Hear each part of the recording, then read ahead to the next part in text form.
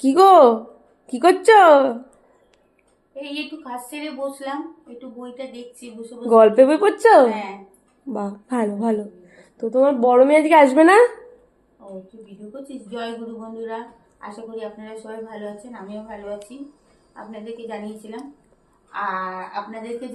জল নিয়ে খুব সমস্যা হচ্ছে। ও আর জলের কথা না বলাই হ্যাঁ, ভালো। যাই আচ্ছা, হোক। বইটা বন্ধ করে একটু গল্প করে নাও আমাদের বলো, সাথে। কি বলছো বলো। বলছি দিদি কখন আসবে আজকে? আজকে আসার কথা আছে বিকেল বেলার দিকে। হুম। বলেছে আসবে, এখন জানি না কখন এসে পৌঁছাবে। ও, ফোন বলেছিল মা একটু বিকেলে 1 ঘন্টা ও 1 ঘন্টা দিদির করে আসা আসবে। মানে 8:30 9টা, হ্যাঁ, চোখ সাড়ে বন্ধ আটটা, করে। নটারও বেশি, প্রায় 10:30। ধর গভীর রাত্রি হলে তো আরো খুব ভালো হয়, মানে মোটামুটি রাত্রি 1টা আসলে মনে হয় ওর পক্ষে সব সন্ধে। রাত্রি 1টা মানে ওর পক্ষে সন্ধে। যাই হোক বন্ধুরা, আজকে আপনাদের সামনে আমি কিছু কথা বলতে চাই, নিজের মনের কথা বলছি। আমার 2 মেয়ে।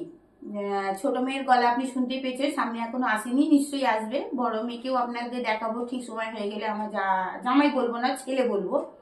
কেন, আমি এইটুকু আপনাদেরকে বলতে পারি, আজকালকার দিনে মেয়েদেরকে বিয়ে করে পরের বাড়িতে দিয়ে দিতে হয়। কেন দিতে হয় জানি না। সবাই বলে যুগ পাল্টিয়েছে, কিন্তু আমি মনে করি এখনো যুগ পাল্টায়নি। সব কিছুরই যুগ পাল্টিয়েছে, কিন্তু মেয়েদের ক্ষেত্রে যুগ কোনো কিছুই পাল্টিয়ে আসেনি। কেন, মেয়েদেরকে এখনো পরের বাড়িতেই দিয়ে যেতে হচ্ছে। কিন্তু আমি বলি কি বলেন তো, কোনো সময় যদি এটা ভেবে দেখবেন আপনারা, পরে মানে আমরা যে ছেলেকে নিয়ে আসি জামাই মনে করি, সেই ছেলে কি কখনো এসে আমাদের বাড়িতে থাকতে চাইবে?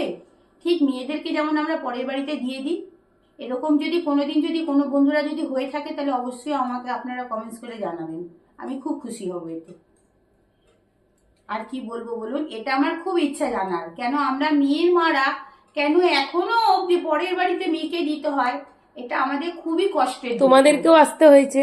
অবশ্যই আসতে হয়েছে। তখনকার দিনে একটা যুগ আলাদা ছিল, এখনকার দিনে তোমরা বলো যুগ মানে পরিবর্তন হয়েছে, যুগ পাল্টিয়ে মানে যুগটা সঙ্গে সঙ্গে পাল্টিয়েছে।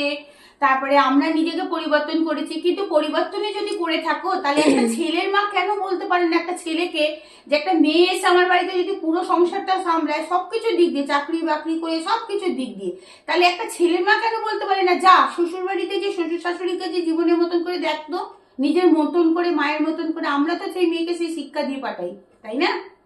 সে তো অবশ্যই। তোমার কষ্ট তো সবাই বোঝে, ইভেনলি এটা সবারই কষ্ট। অবশ্যই অবশ্যই, সেটাই বলবো। যদি কোনো কিছু ভুল বলে ঠিক থাকি, আছে। ঠিক আছে। জয় গুরু। জয় গুরু। আপনারা। আর আমার সন্ধ্যে দেওয়ার টাইম হয়ে গেল। ঠিক আছে।